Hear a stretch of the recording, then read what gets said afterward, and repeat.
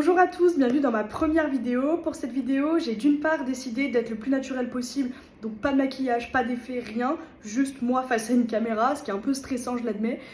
Et d'autre part, cette première vidéo sera sur la santé mentale. On parle souvent de santé physique par le sport, la nutrition, etc. mais rarement de santé mentale et je pense que l'un ne va pas sans l'autre. On parle souvent de bien se sentir dans son corps, rarement dans sa tête.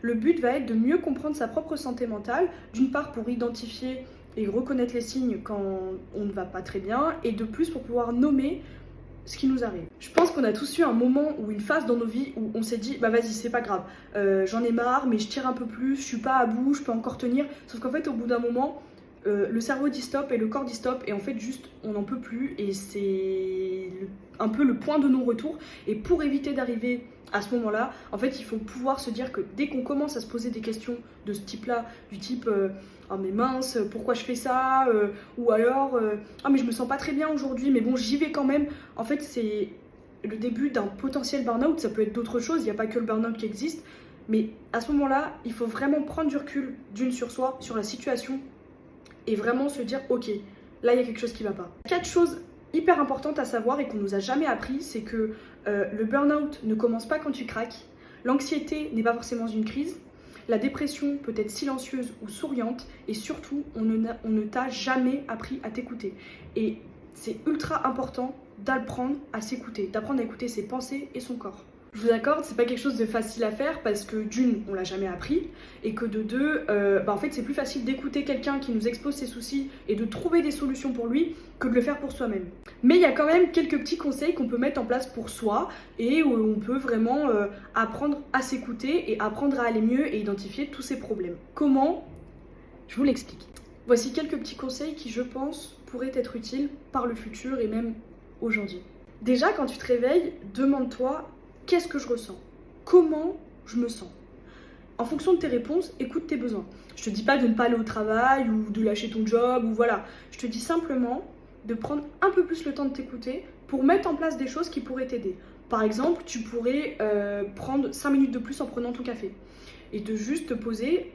Et ces 5 minutes de plus, elles créeraient une sorte d'ennui dans ton cerveau et donc moins d'inquiétude et moins d'anxiété. Si les matins t'es super pressé, que tu cours partout, que ce soit pour les enfants, pour soi, machin, que c'est juste en fait une matinée à 200 à l'heure, déjà tu t'auto-stresses et tu stresses ton cerveau et ton corps.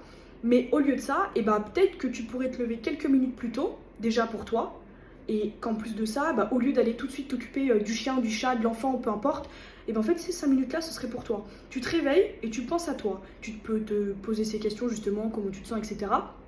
Tu peux, je sais pas, te préparer un chocolat chaud ou peu importe, mais ces 5 minutes plus tôt ou 10 minutes, peu importe, elles sont pour toi. Un conseil un peu plus compliqué à mettre en place, mais par exemple je sais que pour ma part je déteste les transports en commun, je trouve que c'est horrible, on est tous entassés, etc.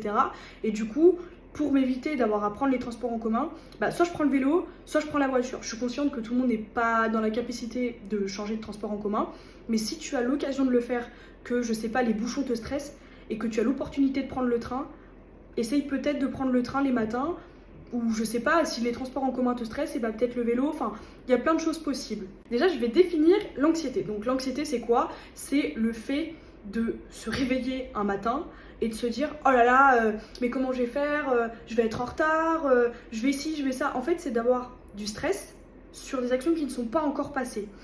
Il y a plein d'exemples possibles. Quelqu'un passe un examen, tu passes un examen. Ah bah non mais j'ai pas assez révisé, c'est sûr, il faut que je révise, alors que tu as passé déjà toute la journée à réviser, et au lieu de bien dormir pour justement pouvoir mieux réussir ton examen, en fait tu vas juste te stresser 2 fois plus, et c'est ça l'anxiété. Déjà il faut savoir que 90% de ce que ton cerveau imagine ne se produira jamais. Si tu es en retard de 5 minutes, tu vas pas forcément te faire virer, tu vas pas avoir 4 accidents dans la même minute, enfin le cerveau il imagine énormément de scénarios.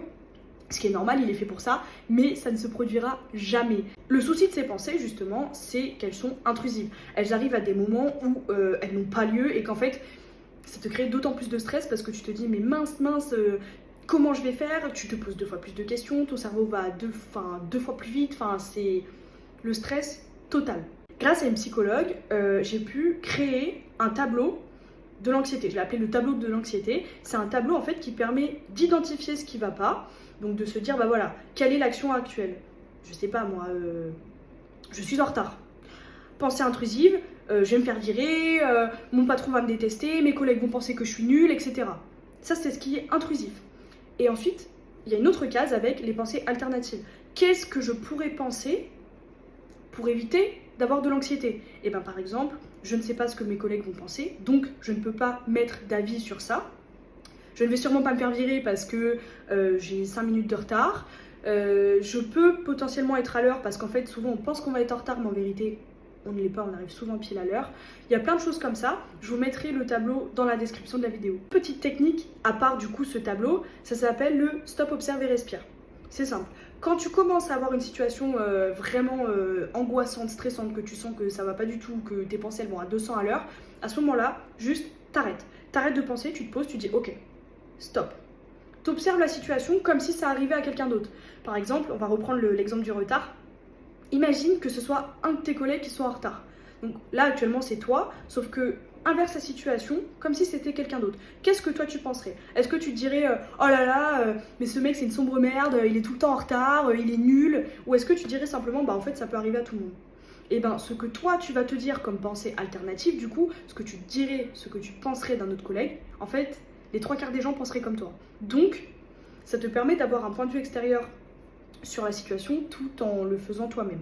Et respire parce que en prenant le temps de respirer, encore une fois tu prends du temps pour toi et du coup ça te permet d'être en mode stop, je prends du temps. Un autre conseil qui est très dur, très dur, je dirais même à mettre en place, c'est d'apprendre à dire non. On n'apprend pas à dire non. En fait, il y a peu de gens qui sont dans la capacité de refuser. C'est-à-dire que un collègue de travail encore qui va vous dire est-ce que tu peux me faire ça, on va avoir beaucoup plus tendance à dire oui, pas de souci, plutôt que non. Alors, si tu as conscience que ce que la personne te demande peut te stresser parce que tu as déjà une montagne de travail, que chez toi tu es déjà débordé, enfin voilà, apprends à dire non. Il y a des manières, en fait, je pense qu'on peut tout dire, mais il y a simplement des manières de le dire. T'es pas obligé de dire non, mais vas-y, c'est bon. Tu peux juste te dire écoute, demande à quelqu'un d'autre parce que moi actuellement je suis pas disponible, j'ai beaucoup de travail et donc je ne peux pas faire ce que tu me demandes. Le dernier conseil que je peux vous donner, et ça peut sembler un peu bateau, mais je pense que c'est vraiment la base de la santé mentale, c'est de parler de ce qui va pas. Je vous dis pas de dire à quelqu'un voilà, je suis en burn-out. Non, mais simplement de dire voilà, ce matin il y a ça qui m'a stressé, il y a ça qui allait pas. Le chat il a fait n'importe quoi, enfin voilà. Et pas un psychologue, pas après si vous arrivez à aller au stade du psy parce que vous vous rendez compte que vraiment ça va pas et que vous avez besoin d'une aide extérieure et professionnelle, à ce moment-là c'est encore mieux pour vous, ça peut être encore plus bénéfique pour votre santé mentale. Mais simplement de parler à un ami, à votre compagnon, même à votre chat, j'en sais rien, et rien que de commencer à mettre des mots sur ce qui va pas, ça peut déjà être le début de votre bien-être et de votre santé mentale, enfin que votre santé mentale aille mieux. Pour conclure, je dirais simplement que non, tu n'es pas nul, non, tu n'es pas bizarre parce que tu es trop stressé, oui, la vie va à 200 à l'heure, oui, tout va super vite, tu as le droit d'avoir de l'anxiété, tu as le droit de te sentir mal, tu as le droit de ne pas vouloir te lever le matin, en fait, tu es juste normal, tu es juste un humain constitué d'émotions et tu n'es pas étrange de ressentir ces émotions-là. Mais c'est important pour toi de pouvoir les identifier, mettre des mots là-dessus et trouver des solutions à ce qui ne va pas pour pouvoir améliorer tout ça. Parce que tu ne peux pas passer toute une vie à être anxieux.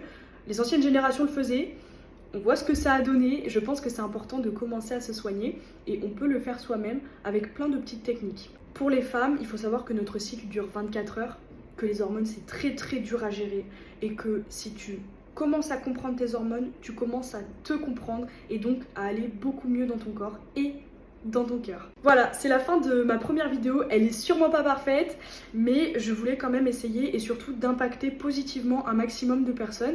Donc si elle t'a plu, je te laisserai mettre un commentaire, un like ou même de l'envoyer à des gens qui ont besoin d'entendre ce genre de choses. Et je te remercie d'avoir regardé en entier. Bisous!